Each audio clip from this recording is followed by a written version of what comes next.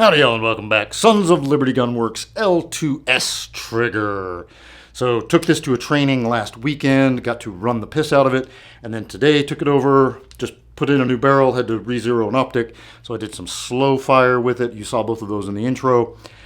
And sort of have enough time on it to give an opinion. So the quick and dirty, if you don't want to watch the whole thing, is it as good as a Geisley SSA series trigger? Not quite. Is it as good as a LaRue MBT two-stage trigger? Maybe also not quite. But I kind of like it better than those. And at about $40 more, I can live with that. Now, many people will point out that this is actually a Schmid two-stage trigger, and those are like $80. So, hey, if you're just looking for value, maybe pick one of those up. This is slightly different. It's spec'd out to Sun's specifications, and it has the kind of unique trigger shoe shape, which I'm a big fan of. Sort of similar to my Geisley SSA X trigger, so it's the kind of straight but barely also curved bow trigger shoe, right? So it's not just a flat wall trigger, but it's a little more flat than your traditional like mil-spec shape, right? And I dig that a lot. I also like the shape, the contour from the side, the little radius to it. LaRue's are a little bit edgy there on the sides, and I'm not crazy about that. If I just run the trigger, I don't notice it much, but if I'm slow firing, I kind of feel it, and it's weird. So I kind of like this trigger, actually. Wasn't super sure last weekend when I was running it real fast.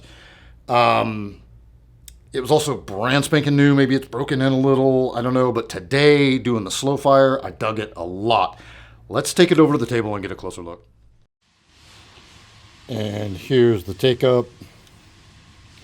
I try to go as slowly as and that's the brake. And the reset is super positive. I have trouble. I try to eke it out, and it just wants to throw my finger forward. So there's the take up. A little bit of pressure. There's the brake. One more. Try to really ride that reset. Oh, nope. And take up and brake. All right, the weapon is safe and clear. I'm going to set the gauge a little bit low on the shoe, kind of where my finger would be. And we're looking at a hair under 4. That's more like 3.5. Let's try it again, going a little higher, kind of right in the middle of the shoe. And that's coming in right at 4.5. Do one more for good measure. Kind of split the difference.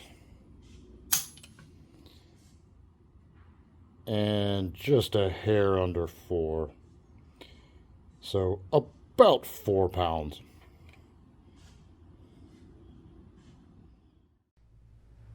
All right, and so that's about it. Not a lot else to say. I'm a fan. I like everything I've gotten from Sons of Liberty so far. I'm not like super standing for them or anything, but I do tend to like their stuff. Maybe I'm just biased because I'm Texan, but I think you could do worse. It's a little pricey, I think, for what it is. LaRue really set like the standard there for making a super high quality trigger at a reasonable price. That might be a little bit of like a lost leader for them. I don't know, but, and again, if this is too rich for your blood, try the Schmid at like $80. It'll probably make you happy too. Geisley G2S, very, very similar, kind of at the same price point, especially if you pick one up on sale. So triggers are super subjective. It's hard to, exactly nail down how yours is going to feel in your gun. But I like it. I'm happy. That's all I got for this one. Until next time, be easy, y'all.